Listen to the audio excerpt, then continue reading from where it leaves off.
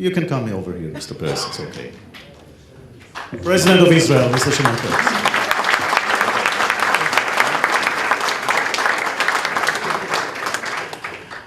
A couple of words about Mr. Peres, just a couple of words. He was elected by the parliament to the highest office in the land in 2007. He has recently celebrated his 90th birthday. Mr. Peres,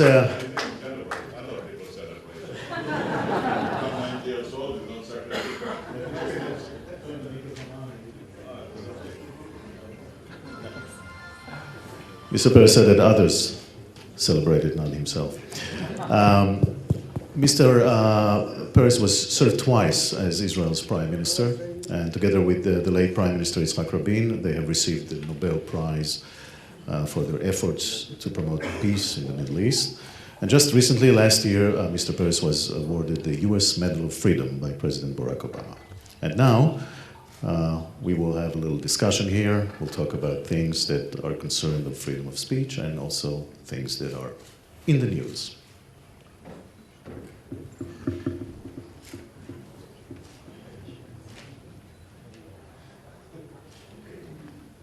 Okay, so now officially, Mr. Peres, welcome. How are you?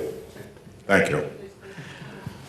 Let's start by talking a little bit about freedom of expression, freedom of speech. You have a lot of people here that their job is to worry about it. Should they be worried? Well, to worry is always right, but to worry about people that don't enjoy the freedom of speech, not about people who enjoy it. I want to compliment the chairman of this organization, Justice Dalia Dorner. I think Israel couldn't have found a better representative of the free press, which in my judgment is made of 2 points: the guardian of freedom and the observant of truth. I think I'm also authorized to answer this question because I was treated by the press, not necessarily very favorably. I mean, I supplied enough food and I got my portion as well, and yet I prefer to live in the land of light than the land of darkness. And when they criticize me, I think, thanks heaven somebody takes care of us.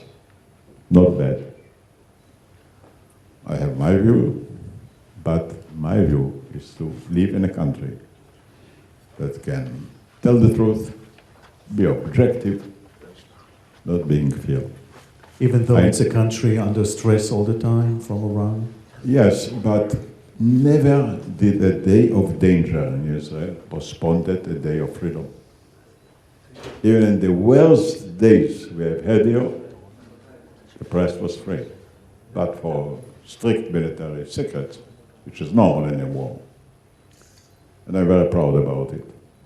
Not only are we the only democracy in the Middle East, but the only democracy in an undemocratic surrounding, and never compromised about being democratic and showing that democracy can win as well. Be free and win a war. Let me, Mr. Peres, ask you a little bit about what's going on right now, and maybe we'll start with some fresh news out of Syria. Just a few minutes ago, it appears that the Syrians have accepted the Russian proposal to turn over all their chemical facilities to some international supervision. Is this something you welcome? I welcome that all people understand that you cannot be indifferent to what took place in Syria. When you see children being killed by gas, we don't have the right to be indifferent. And I commend President Obama that stood up first. And at the beginning, he was almost alone. And now more and more people understand that Syria, as it was until now, cannot be any more like it. And now they are negotiating, There probably will be many changes and but the basic fact is that is on agenda, and Syria will never be able to become again what she was until now. Even if President Obama does not succeed to get the approval back home in the Congress? Look, President Obama is heading a democratic system. And democracy from time to time calls for patience. You know, I negotiated with Arafat of the Palestinians, says, told democracy, my God, who has invented it? It is so tiring. Democracy is tiring, but it's not tittering, it's considering. It's trying to hear, to listen to the people, to tell the people. And I think I salute the democratic process, and I salute the resolution of the president and whoever is now joining in. Let me press anyway. If President Obama is not able to perform any military action in Syria, will that harm the United States' stance in the Middle East or around the world? Well, I don't think that there will be a majority that will say do nothing. There may be different proposals, but a do nothing will not have a majority in a democratic country. So let's wait and see. We see the democracy in the function. And let's see, I'm sure that a decision will be taken. If and when the Syrians do accept the Russian proposal, would it be possible that the Russians would be the victorious here? That Putin will be the one who was able to resolve this crisis?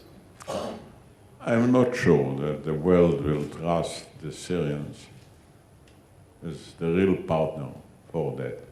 So probably there will be a search of guarantees and seriousness, not just a proposal. And it's now in the making, but until now there were countries that thought nothing should be done. That's the change. What will come out of it? Let's wait and see. There will be tough negotiations, that I'm sure. Because at least one partner, the Syrians, are not trustworthy. And their acceptance means very little. And they got credit for not trusting them. You mentioned other countries, so we here in Israel were told all those years that it matters what the Western world thinks, it matters what Europe says, right? It matters what the United States says. And now, when whatever happens in Syria, where are the Europeans? Are you disappointed? I don't think there is a European policy. I think there are different policies in Europe. Some right, some wrong. I salute the right, and I regret the wrong. Names. Name names. Yes. Well, why do you don't know the names? Europe, okay. You're still the president of Israel. I'm not sure that Europe is united politically. I think Europe is rather united economically. That's the truth. Maybe, let me offer an idea, maybe the world is united, or most of it united in the perception that nobody wants to get involved in wars anymore. Maybe except in the Middle East. It's true. I think President Obama doesn't want war too. But do people agree that children will be killed by gas? But is it a choice? People are running after war. 100,000 people were killed. Millions became refugees, crying for food. It's not our choice. I mean, if you have a moral call, you cannot overlook it and close your eyes. And today the world has more global responsibility than domestic strength. And for that reason, we have to cross borders. And keep the moral borders. And I think that's undoubtedly the only way to do. Otherwise, organizations like Al-Qaeda will run our life. What does that all mean to Iran? What is the lesson about the Iranian nuclear program when you see what's happening here in the world regarding Syria? Iran is different from Syria, but in one way it has the same concern. It's a problem for the world, not for any single country alone. Because, it's not only that the Iranians are trying to build a nuclear bomb. They deny it. The head says it's against nuclear bombs. Why does he build nuclear missiles of 6,000 miles with a nuclear head if he's against it? Furthermore, nobody in the world is threatening Iran. The only country that threatens another country is Iran threatening Israel. But this threat can be repeated in many ways. They have other ambitions, for example, to become the hegemon of the Middle East. For that reason, I don't think that the world can pass it over, close its eyes, and the Iranian can answer the call of the world or the other options. What about those who say, look, we cannot trust anybody, we, Israel, cannot trust anybody in the world. We have to take care of ourselves only. Sure, you can say it. I'm not sure they're right. You can say that Obama doesn't care. Why? He went to Syria for pleasure. He went to Syria because he doesn't care. And other countries. So clearly there are different options. But to say that the world doesn't care is an exaggeration, overlooking. What's happening, it's a different world with an old mind. That's our problem. And Obama didn't create the new world. He has to face it. Before him, there wasn't China at that size, at that strength, at that position. There wasn't India. There weren't countries even like Brazil, like Iran, like Turkey. It's a new world. More complicated, more difficult. It's very easy to give advice. It's very difficult to face a newly complicated, new experience, and where really the national governments lost a great deal of their strength, and the globality is becoming the major power. It is the global world today that runs the national economies, not the nations are running the global economies. The same is true about security. It is the wild global terror that became the problem. Without an address, without laws, without borders. So I mean, we face new challenges and also new opportunities. And we have to get used to it. Unfortunately, most of the people prefer to remember rather than to think. In a way, remembering is forgetting. You remember only the good news. And the newly arrived proposals are worrying because they are unknown. But we are not being asked. The world is changing without our permission. The minute we went over from a world that made its living on real estate, on agriculture, to a world that lives on science, it's a different world. Science doesn't have borders. Science is uncontrollable, unpredictable, unmanageable. And we have to find new solutions to new situations. Mr. Peres, you have been the most optimistic leader regarding peace in the Middle East. You forget to say, and I was right. Really? You've seen it all, really. You've seen wars, you've seen the peace agreements, you see what's going on now. We haven't spoken about Egypt yet. Are you really still optimistic that peace can be achieved in the Middle East? I mean, still, I never stopped. Look, first of all, let me say, in a way of a joke, pessimists and optimists are passing away the same way. So why live as a pessimist? I don't understand. Better live an optimist.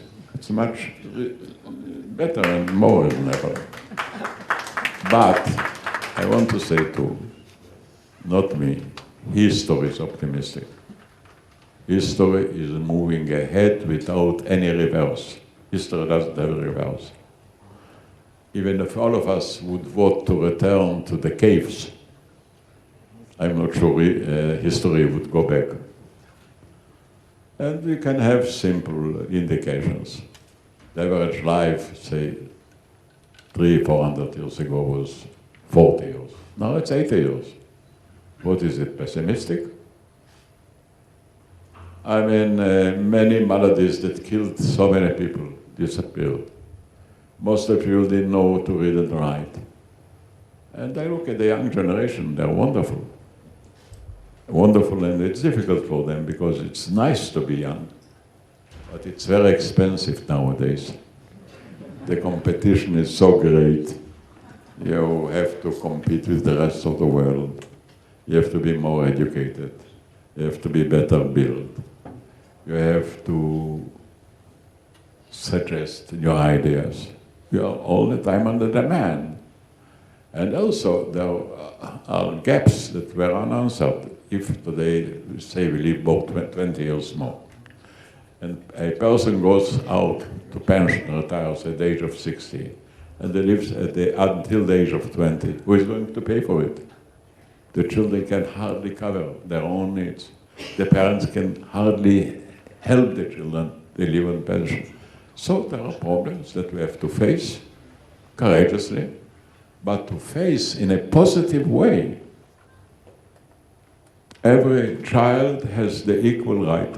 By the way, equality, freedom can be spread.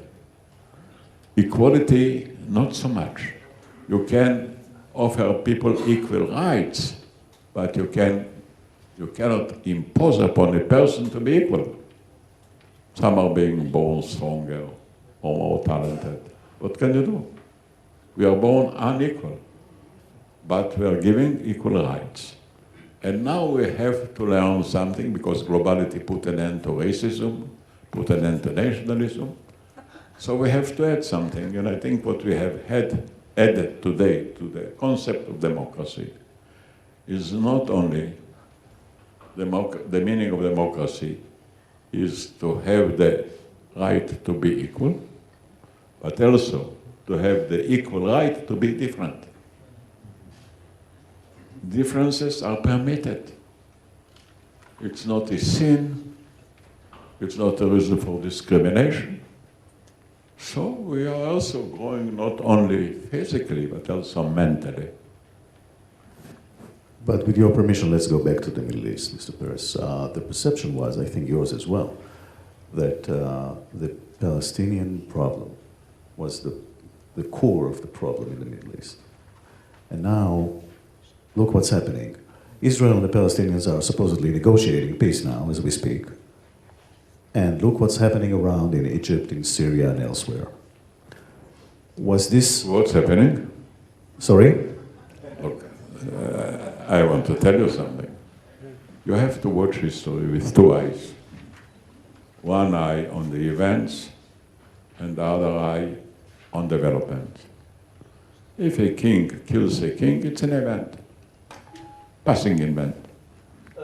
But if you introduce an internet, it's a development. It changes the life of people. Now we have your 350 million Arabs. And 99 million of them have already internet.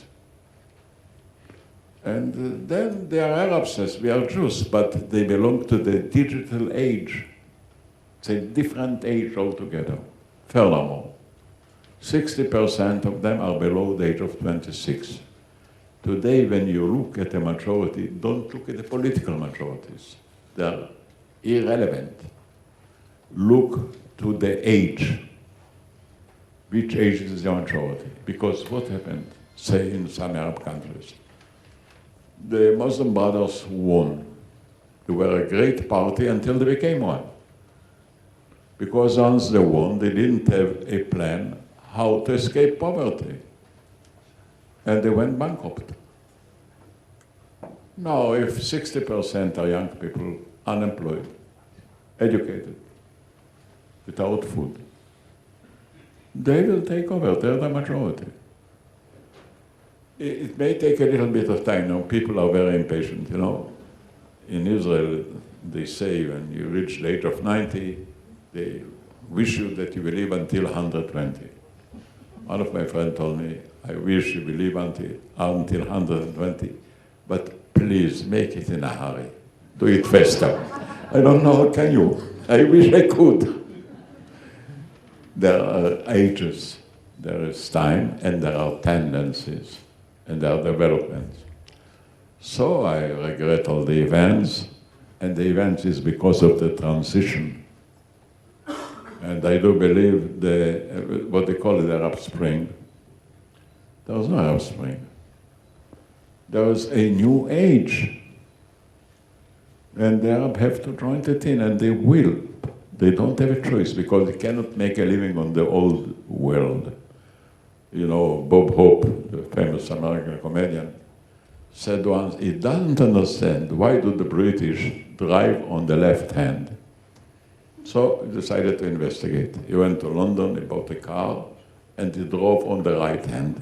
He says, I immediately understand why do they drive on the left hand. The world is driving on the left hand, what do you want? And everybody doesn't have a choice. So I know it will take time and pain, it's not simple, I don't want to simplify, but the trend is clear. You cannot escape it. So you see down the line, you see what, democracy coming to the Arab world? Look, democracy will not begin with governments. It may begin with services. Because, you know, many Muslims say that democracy is a different religion. Maybe. President Obama asks me from time to time, who is against democracy in the Middle East? I'm telling him, the husbands. They don't want to give equal right to their wives. And the men don't want to give equal rights to women. So they have half a nation. Furthermore, if the mother is uneducated, the children are the victims. They are uneducated. So they don't have a choice either. So-called democracy, non-democracy. But what can be done is not to start by democratization of the governments and the parties, but by democratization, the food, the health, the communication, many things. And there is another organization to do it, and that is the global companies. What the governments don't do, the global companies do. Well, first, I see you're in a good mood to tell funny stories. Before, Jacob, I think I didn't answer your question about peace. Yes. There is no alternative to it, neither to the Palestinians nor to us. It is difficult because you have many audiences. As a man who negotiated peace, I know the story.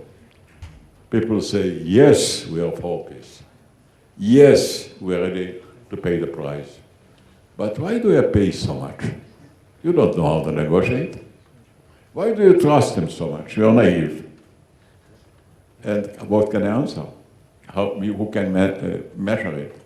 My only answer is there are two things in life that you cannot achieve unless you close a little bit your eyes. And that is love and peace. With open eyes, you can't achieve them. Because you have to be a little bit forgiving and understanding and generous. But our Prime Minister made a tough decision, and I commend him. Abu Mazen made a tough decision, I commend him. It started with all difficulties, and I think our task is to support and help them, because the way ahead is not simple, but there is no alternative either. So I believe that peace is inevitable, not war. This is a classic Shimon Peres.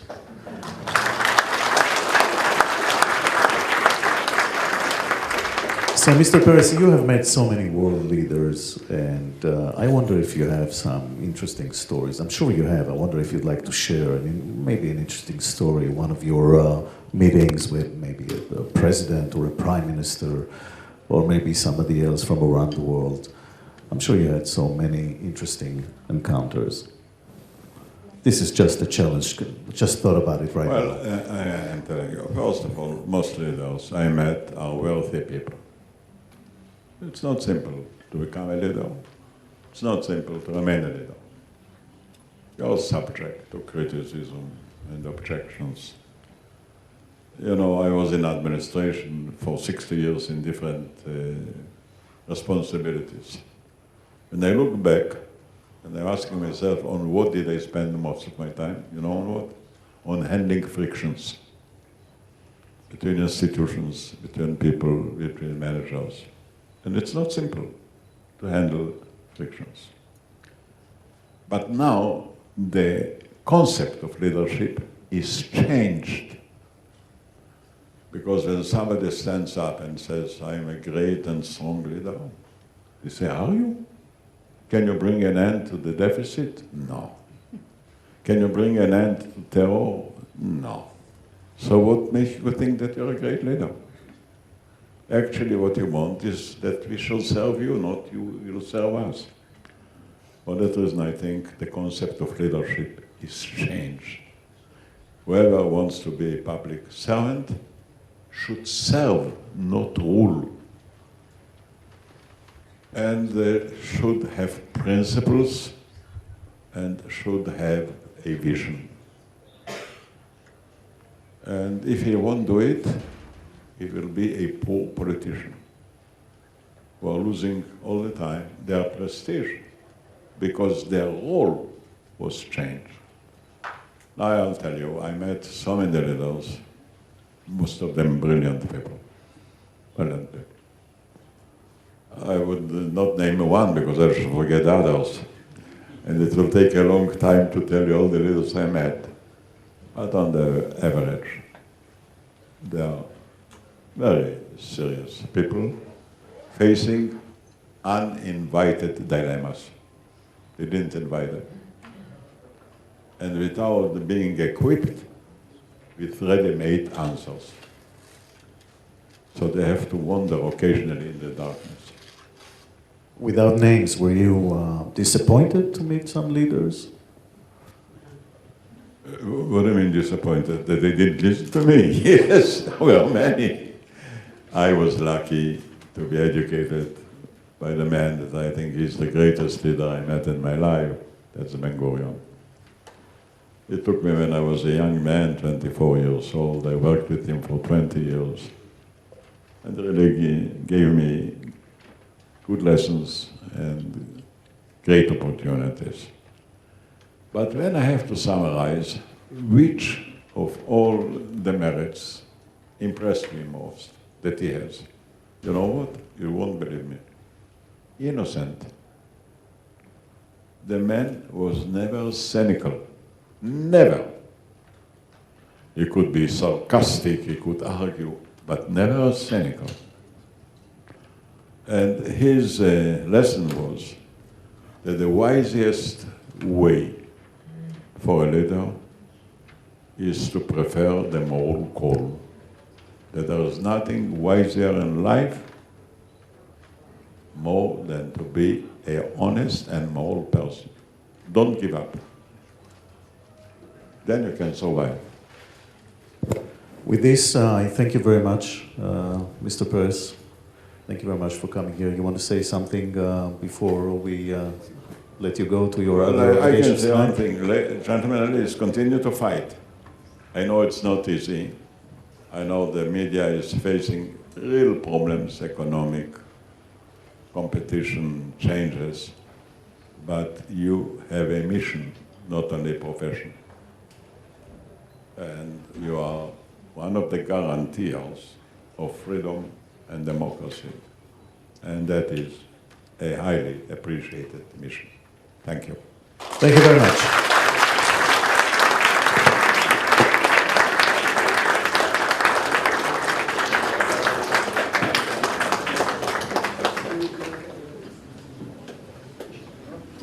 Ladies and gentlemen, let's wait for President Peres to leave the hall. Thank you very much again to President of Israel, Shimon Peres.